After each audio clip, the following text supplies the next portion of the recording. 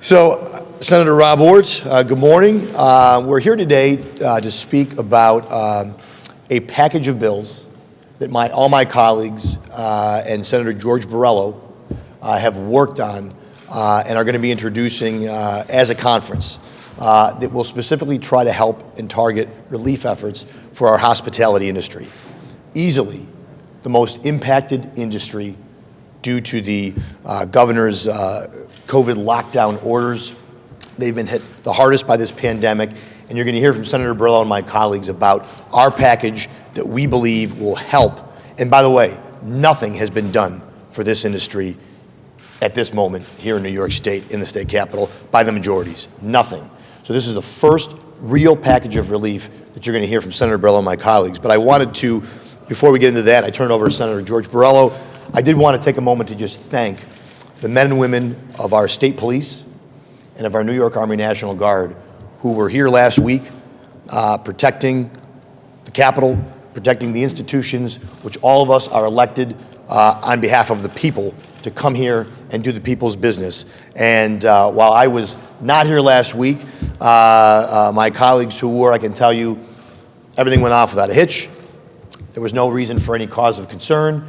And that was, again, due to the men and women who wear the uniform, whether it be the National Guard uniform, which I once wore, or a law enforcement uniform, which our colleagues like Senator Gallivan and Senator Akshar once wore. And they did a fantastic job. And just last week, we were reminded when we lost 3 National Guardsmen that even here in the home front, there's always a risk to service. And so our thoughts are with them. But I just wanted to say thank you to our men and women of the state police, to the members of the Women and National Guard who were here. And at this time, I will turn it over to my good friend, Senator George Borrello. Thank you, Leader.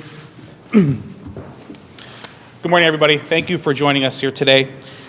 We're here to highlight one of the gravest long-term threats to New York's economy and health, and it really hasn't been focused on enough by our state leadership. I'm referring to the devastation we are seeing in the restaurant and the hospitality industry, an economic force that provides over $50 billion to our economy in a typical year, and it's been brought to its knees by this pandemic. Our Reset New York strategy depends on resetting New York's restaurant and hospitality industry. As a restaurant owner myself, it has been both heartbreaking and frustrating to see the incalculable damage being done to this industry. To see restaurants around my district, including many landmarks, that have closed their doors for good. That same scenario is played out throughout New York State. In fact, I'm told it's Restaurant Week in New York City right now. Normally a great way to not only put a boost to our economy, but to highlight some of the great institutions. And that has been absolutely shuttered by not the pandemic, but by bad policy. And that's what we're here to talk about today. When this lockdown began in March, I began sounding the alarm. But even then, I never imagined that New York's on pause would extend for months and then followed by crippling restrictions. And here we are, a year later, and we are still grappling with this. And the reality is, this has been a pandemic issue that has been exacerbated by catastrophic policy. The New York State Restaurant Association reported that in December, 8,333 restaurants in New York State alone have closed, 4,500 in New York City.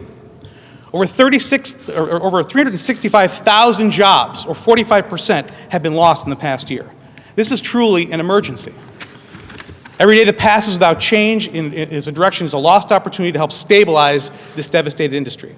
And look, I agree that we need to protect New Yorkers. We need to keep them safe as part of this pandemic.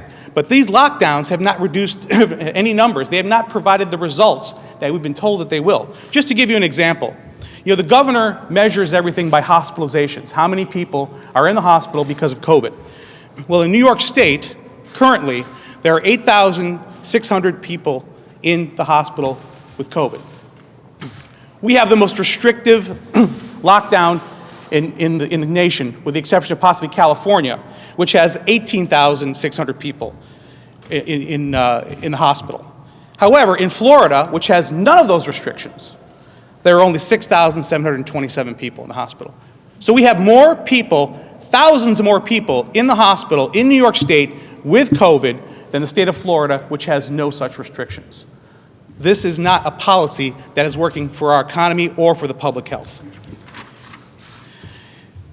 The added evidence against restrictions in public places came from the governor himself when he announced that the results of the December survey indicating that just 1.4% of COVID infections were the result of dining. And even that number, to me, is unreliable at best. The governor claims that 74% of those infected come from gatherings in households. And yet, the restaurant industry is only 1.4%. But I lived through COVID, my wife and I. We went through this. And we were contacted, by a contact tracer. And my answer when he asked, do you know where you contracted COVID from? My answer was, no, I don't. Where in the governor's numbers are unknown. He is making decisions that are life and death decisions that are impacting our economy greatly with bad data. Because nowhere in those numbers is there, I don't know. That means that the contact tracer that I spoke with had to choose one of those locations to determine that that's where I got my COVID infection from. Bad data making decisions that are impacting the lives and the livelihoods of millions of New Yorkers. That's the problem that we have to address. A cornerstone of our reset plan in legislation that I'm sponsoring that would offer immediate support and relief. The provisions of this bill would ease businesses' cash flow crunch, enabling them to keep their doors open and their employees on the payroll. The bill would exempt small businesses from being penalized for higher unemployment insurance rates due to layoffs resulting from government-mandated closures and restrictions. And after a year-long advocacy in the Senate, we finally had this last week. We finally passed a bill to hold harmless businesses when it came to the unemployment insurance experience ratings. Although that bill does not go far enough. We're proposing extending that for 1 year after the pandemic restrictions are lifted. So that's critically important. We have a long way to go before we recover from this pandemic, and to hold harmless in place until we can properly recover is what this bill will do. We also have a bill that would stop providers like Grubhub and DoorDash from charging higher fees. And again, I know we addressed this in part, but the bill that the Democrats passed in the legislature, which we all supported, caps that at 15%. Our bill would go further. We also have provided for small businesses additional time to pay monthly sales tax and payroll taxes, as well as business and property taxes. I can tell you, as a restaurant owner myself, that this is critically important. The government, essentially, of New York State has not given any kind of relief for the taxes and fees and so forth that are imposed on our restaurants and hospitality industry across the state. Again, also the liquor licenses. Liquor licenses are very expensive, and in many cases, they are a make or break for a lot of our hospitality industry. So we also have a bill that would propose basically a 1-year suspension on having to pay those renewal fees. I mean, think about it. As a liquor license holder myself, I can tell you that even at 50% capacity, which only a few restaurants are able to enjoy even right now, to have to pay 100% of that fee, that very hefty fee, is a huge issue. And for many places that have been closed and not reopened, I'm talking about entertainment venues, live music venues, things like that. They have paid that fee to New York State, and because of New York State's restrictions, have been able to use zero of that license. So we need to look at these licensing fees, particularly the liquor licenses, and look for a way to provide relief so we can give one more opportunity for those places to be able to hopefully stay afloat for as long as they can. Also, the state has the ability to offer low-interest and interest-free loans, and this is another bill that we have as part of this package to ensure that we can actually give the relief to those that are struggling and just need a little more help to get themselves out of this pandemic. This is a pandemic that was obviously not the fault of anyone, but the policies that we've seen in New York State have truly crippled these businesses, and to provide a little bit of relief in the form of interest-free and low-interest loans will be something else the state of New York could do and has not, at this point, taken any action to do so. We need to take decisive action right now. Thousands and thousands of New York businesses are closing every day. We're going to see more and more. We need to move now to ensure that this industry, which has been the lifeblood of New York State, it is the #1 source of sales tax revenue in New York City. #2 statewide. That alone is going to be a huge impact on state government and local governments as well, as we see our sales tax revenue, which many counties rely on almost solely to provide the services that they provide, are going to struggle as the sales tax revenue continues to decline. As a business owner myself, I can tell you how difficult it is to do business in New York State. Prior to the pandemic, every day was a struggle.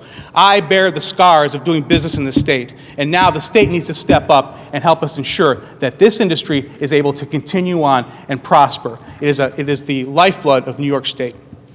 I'd like to now introduce my colleague, Senator Pam Helming, who has also been very vocal on supporting our small businesses.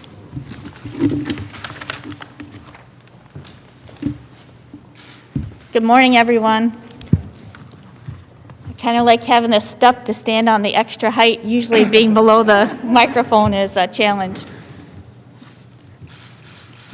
Again, good morning, everyone. Yesterday, during his daily briefing, you probably all heard Governor Cuomo say that we shouldn't get cocky about COVID. I agree. I don't want to speak for my colleagues, but I'm sure they would all agree as well. This is a deadly virus. It has taken the lives of thousands and thousands of New Yorkers, many of our friends and family members. As elected officials, our number one priority, our top priority is always public safety. We factor this into every single decision that we make. That's why when we're considering the best methods for protecting people and controlling the spread of this deadly virus, we look at the data, right? We study the facts, we study the data, and we make the best informed decisions based on the data that's available to us. When it comes to the hospitality industry, the available data does not indicate that COVID spread originates with our bars and restaurants. There's no data that suggests that. The data does not suggest that mandating bars and restaurants to close at 10 p.m. will stop the spread. What this early closure does, it's devastating the hospitality industry and to a large extent, our tourism industry. And the blanket shutdown, the across-the-board shutdown of dining in New York City, it's killing restaurants down there. It's killing the tourism industry, the hospitality industry. People are losing their jobs by the hundreds and thousands. I also wanted to mention something I don't hear a whole lot about. You know, we talk about the New York City closures and the impact on that economy, but in upstate, so many of our hospitality industries, the bars in particular, they rely on, especially during the winter months, competitive activities, things like billiards, pool and darts, etc. With the shutdown of those opportunities, it has completely devastated the bars. It's just another nail in the coffin. And as Senator Borrello mentioned, January is often the month when restaurants, their business is slow to begin with, so they host restaurant weeks to try to promote business. I know Cuyahoga County, one of the counties that I represent, this week is Restaurant Week. But again, this early closure time, this mandated 10 p.m. closure that isn't based on fact, is having a negative impact on that. So Senator Borrello said, we're here this morning to present our plan to help the hospitality industry not only safely reopen, but to stay open. Our plan will help businesses rehire, reinvest, and grow. Look, our restaurants and our small businesses and their employees have suffered enough. It's time for everyone to step up and do the right thing and enact the meaningful relief. Lift the 10 p.m. curfew and open up New York City restaurants. Let's do this quickly. Super Bowl Sunday's coming up, a big day for bars and restaurants. Valentine's Day is just around the corner, a huge day for the restaurant industry. Now, the reporters here, I know my colleagues have heard this from both sides of the aisle. Legislators on both sides of the aisle agree that the hospitality industry and saving them and getting people back to work, getting people back to their jobs, it's a priority. It's not a partisan issue. We hear that over and over again. So my message today is it's time for the Senate majority to step up and do the right thing. Set aside politics and pass the meaningful legislation that's proposed by the Senate Republicans. I want to thank my colleague, Senator George Borrello, for organizing this press conference. Thank you, Senator. Thank you so much. And now I'd like to hear from Senator Mike Martucci, who is also a small business owner and brings his own unique perspective to the challenges of doing business here in New York State. Senator Martucci. Thank you, Senator Borrello. And unfortunately, we share the commonality of those scars of doing business here in New York. I'm someone who employed over 600 people in this state and understand firsthand what our small businesses face, which has always been a big challenge, but has only been magnified by COVID. So once again, we're here talking about a place where New York leads. New York leads this nation in high taxes, we're leading this nation in out-migration, and now we're leading the nation in the number one number of closures of restaurants across our state. A December study by the National Restaurant Association indicated that 54% of restaurants believe that they may have to close in the next 6 months. And this impact has been worse in New York City than anywhere else across our state. Over 1,000 restaurants have already closed in New York, and here we stand with no help forthcoming. Mayor Bill de Blasio's terrible policies in the city of New York have already put restaurants at great risk before the pandemic. And now the shutdown and anti-business policies have just been magnified by what's going on with COVID.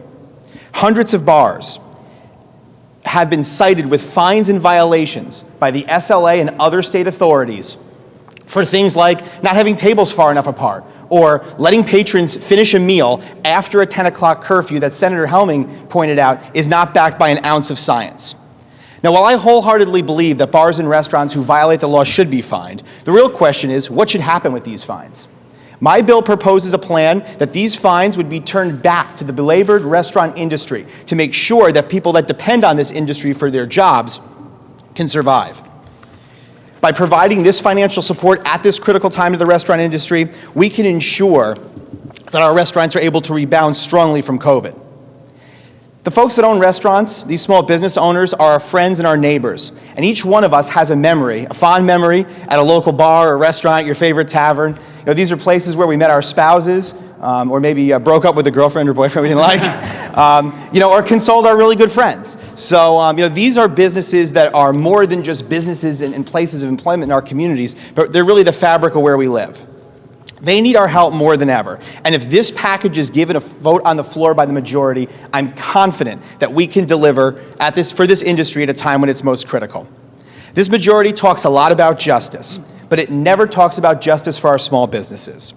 If we truly believe in justice, then it's time that we act for our bars and restaurants immediately. Losing even one more means we've lost too many. Thank you, Senator Borrello. Thank you, Senator Martucci. Good job. Also, we have another small business owner here with us, and a senator, my fellow Senator Daphne Jordan, and she has been also a strong advocate for small business and people in this sector as well. So, Senator Jordan? Keep shifting I places. know, sorry. I know. Good morning. I'm Senator Daphne Jordan, and I represent the 43rd District. I'm proud to be here with my good friend, Senator George Borrello, and my Senate Republican colleagues who work very hard for their districts and for the state of New York. Today, we're announcing our legislative package to reset New York's restaurant and hospitality industry. The need for our solutions is clear and compelling. COVID-19 has delivered a crushing blow to our economy, posing unprecedented challenges to everyone. The restaurant and hospitality industry in particular faces staggering, mounting financial challenges caused by COVID-19 and economic closures. In my 43rd Senate District, which includes the Saratoga Racetrack, Saratoga Casino Hotel, and so many other fantastic destinations for dining and entertainment, the restaurant and hospitality industry plays a major role in the economy. It generates good-paying jobs for families and much-needed revenue for local and state governments. Our package of legislation will provide much-needed assistance to these sectors that employ so many New Yorkers and will help our state to set the reset button. One of the bills, my Save Our New York State Restaurants Act, is a bipartisan measure that would create a 30-day sales tax exemption for food and drinks sold at restaurants and taverns. It's not a fix-all bill, but it would surely help. The goal of my bill is simple: bring attention and business to our restaurants, and also bring in customers that might not otherwise have been planned on eating out. Consider this a 30-day marketing event to promote ordering takeouts and eating in our restaurants. Restaurants want and need and are asking for us to step up and deliver this and much more needed support and assistance now, before they're forced to close permanently. There's no time to waste. Our bills need to come to the Senate floor for discussion, for deliberation, and a vote, so we can provide a lifeline to our restaurants and hospitality sectors. Thank you. Thank you very much, Senator Jordan. And also we have in attendance another member of our freshman class, Senator Mario Matera. He comes to the Senate with decades of experience as a labor leader who understands the importance of supporting our workforce and saving jobs. Senator Matera? Thank you so much, Senator Barillo, for having this press conference. It's so important for all of our restaurants, hospitalities. There's too many phone calls that we're receiving down in my office, down at the 2nd Senate District. My name is Mario Matera. I'm senator for the 2nd Senate District. In my district that I represent, a good amount of small businesses are struggling due to the terrible pandemic, government shutdown, too long, we need to reopen. You know, back home, I go to the restaurants all the time to make sure with my families and friends that we have to be there for our restaurants because only 50% that's opening right now. And you know what? They're enforcing their businesses. They know they have the tables spread. They know how to enforce to make sure they stayed open because they don't want to be fined. Imagine sitting there and you have to worry about being fined. Everything, someone coming in from the liquor authority, somebody finding their businesses and they're going to be shut down. My legislation that's going to help small businesses to provide a tax checkoff box that would allow taxpayers to make a contribution to New York State Small Business Relief Fund with your taxes. This fund will be a relief that will help and show that our residents, taxpayers, care about our local businesses and their employees to stay open by donating to overcome this economic hardship. Our restaurants and hospitality businesses are vital to our state's economy, and we as New Yorkers need to help keep them stay open and show that New Yorkers care, because we New Yorkers help one another. Again, we need to make sure this is the backbone of our economy. Our restaurants and hospitalities, we all want to get back. They are enforcing what needs to be done to protect their businesses. I'm very proud. Just like what my colleagues said in the past, they show the numbers. The numbers are down. Let's reopen. Let's help them as much as possible. These are good laws. These are good bills that don't have sunsets. These are going to be there to help for the future. So please, especially this bill, again, New York State Small Business Relief Fund, very, very important to help with the taxes, and people give donations to United Way, whatever. We can help with our small businesses, make sure that we're there for them. Thank you. Thank you, Senator Matera. We appreciate it. There's also other important bills in this package proposed by Senator Griffo and Senator Oberacker, who couldn't join us here today. Senator Griffo's measure would provide a credit on liquor license renewals equal to the amount of time bars and restaurants were forced to be shut down due to the pandemic. I certainly think that's a fair opportunity. It's a fair and common sense way to respond to the fact that these businesses were unable to operate under the terms of their license. Even if they opt to sell alcohol with takeout orders, there was no way, no equitable way with on-premise alcohol sales being suspended that they could actually equal what they would normally do. So this bill addresses that. Also, legislation sponsored by Senator Oberacker would create an employee retention tax credit modeled after the federal employee retention tax credit to help employers keep workers on the payroll. You know, the governor's harmful and burdensome restrictions on the restaurant and hospitality business have put this once vibrant industry on life support. Even worse, it has no real plan for helping them recover. Legislative leaders have shown a similar lack of urgency on this issue. That's why we're here today, taking a stand on behalf of the critically important industry and the New Yorkers that it employs. The proposals that we are advancing today are the first and most critical first steps in the Resetting New York plan. So I'd like to thank you all for being here, and would like to take any questions that you might have. Great. So you guys were just talking about how you think legislative leaders can speak in a similar language. Governor, so what exactly has your Democratic colleagues, what have they not done that you think that they could do better besides the bills that you guys have already unveiled? Well, I think first and foremost, if you look at some of the bills that have been passed here, we're passing further restrictions and hindrances on our businesses. There's been, even this year, things that are eventually going to put businesses out of business. So there's a number of things that in addition to what we certainly love them to advance our bills, right? I think that this is a common sense, nonpartisan way to help this industry that has been so damaged. But there are also other ways we can do. We are continuing to heave more and more regulatory burdens onto our small businesses.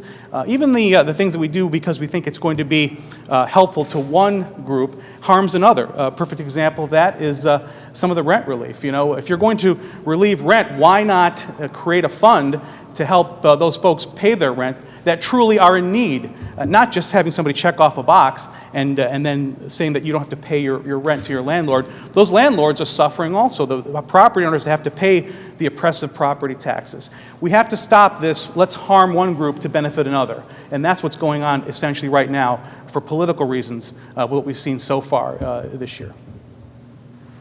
I hate to press on that point. Sure. But one of the bills is a sales tax. Senator Jordan has a sales tax delay. Would that take away money from the counties that are planning a sales tax? Would you like to speak to that? Sure. The city of New York and the counties and towns are able to opt in, so they don't have to participate in that. It would be state sales tax at that point. The governor's budget proposal also does include small business tax credits.